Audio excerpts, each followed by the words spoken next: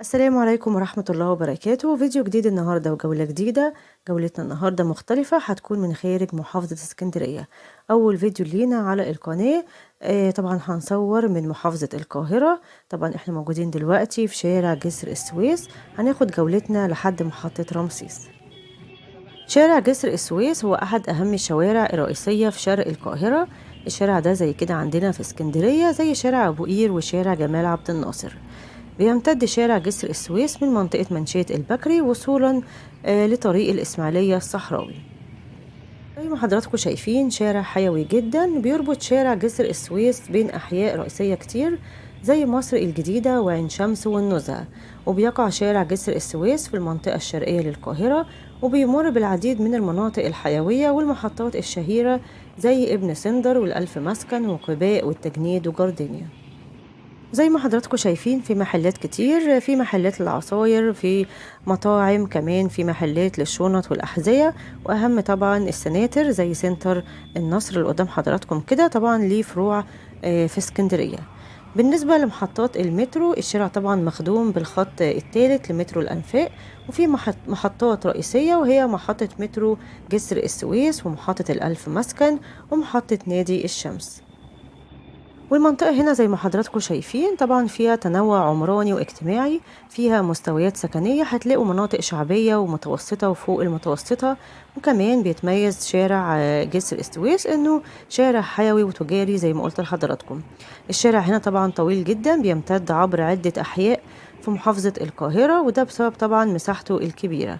وأهم الأحياء اللي موجودة في شارع جسر السويس هو حي النزهة، وبيشمل مناطق الألف مسكن وجسر السويس الرئيسي. كمان هتلاقوا حي عين شمس يتقاطع شارع جسر السويس مع مناطق عين شمس الشرقية. أما بالنسبة لحي السلام الأول، طبعا بيمتد شارع جسر السويس مع مناطق اتجاه النزهة الجديدة وصولا لطريق مصر الإسماعيلية. بالنسبة لحي مصر الجديدة، بيبدأ شارع جسر السويس من أطراف مصر الجديدة زي منطقة منشية البكري وابن سندر. بيقع شارع جسر السويس بالكامل على الخط الثالث للمترو، الخط الأخضر. وأقرب المحطات للشارع طبعا محطة الألف مسكن، محطة مترو قباء، محطة هشام بركات، ومحطة عمر بن الخطاب.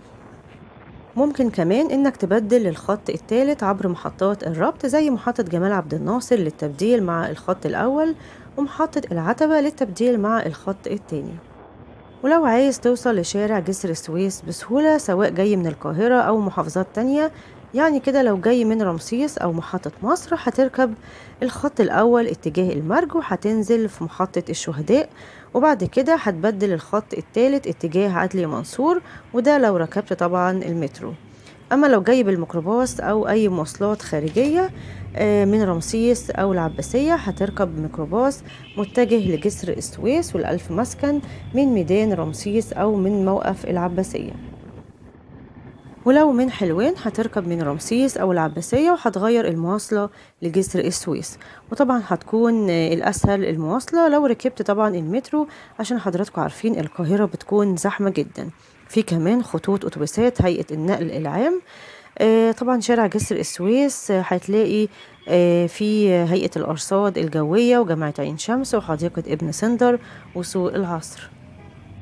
زي ما قلت لحضراتكم شارع جسر السويس بيعتبر شارع رئيسي في القاهرة، كمان شارع حيوي جدا، هتلاقوا فيه محلات كتير، محلات للشنط، محلات للأحذية، هتلاقوا كمان محل رنين، وهتلاقوا طبعا معامل طبية زي المختبر.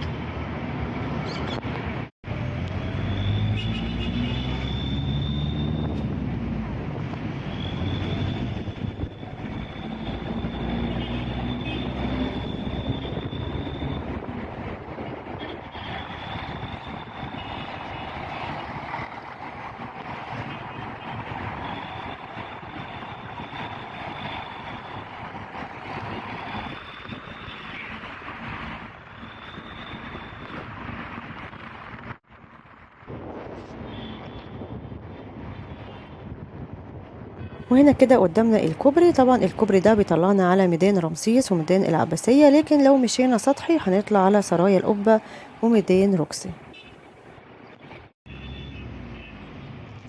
وطبعا من أكتر المحافظات فيها كباري كتير جدا هي محافظة القاهرة، طبعا بسبب الازدحام، وطبعا عدد السكان فيها كبير جدا، عشان كده بيتم عمل الكباري. وطبعا اسكندرية هتكون من تاني المحافظات. حاليا طبعا بيتم عمل كوبري محمد نجيب تقاطع شارع جمال عبد الناصر، وخلاص كمان تم الانتهاء من عمل كوبري 45 الدولي وطورناه، وكمان تم الانتهاء من عمل كوبري عبد السلام المحجوب اللي موجود أمام شارع محمد نجيب. وده بسبب طبعا الازدحام المروري اللي موجود في اسكندرية. وطبعا أكتر الازدحام دلوقتي هنشوفه في شوارع اسكندرية. طبعا عايزين بقى أهالي القاهرة وكل المحافظات تيجي اسكندرية حاليا، هتلاقوا اسكندرية دلوقتي بدأت إن هي تزدحم، عشان خلاص بقى دخلنا على فصل الصيف، وكمان الطلاب أغلبهم خلصوا الامتحانات، فهتلاقوا طبعا شواطئ اسكندرية كلها زحمة جدا. وكده نزلنا من الكوبري، وقدام حضراتكم دي حديقة ابن سندر. تعالوا بقى نكمل جولتنا لحد محطة رمسيس.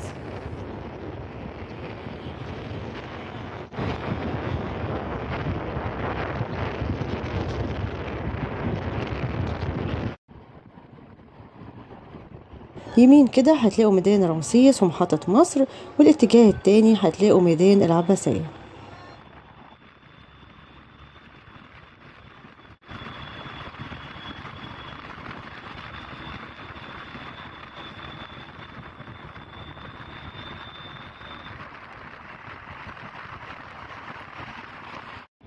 قدام حضراتكم كده الهيئة العامة للأرصاد الجوية، وبعد كده إدارة المساحة العسكرية. هتلاقوا كمان جامعة عين شمس من أشهر الجامعات اللي موجودة في القاهرة.